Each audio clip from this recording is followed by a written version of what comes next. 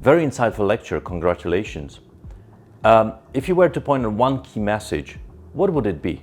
So the key message from my presentation would be that we really need to continue to research, to making the research and to be closely to our consumers, because we really need to know their habits and changing of the habits, so we can adapt to the new trend and offer them a wide range of digital solution and delivery solution.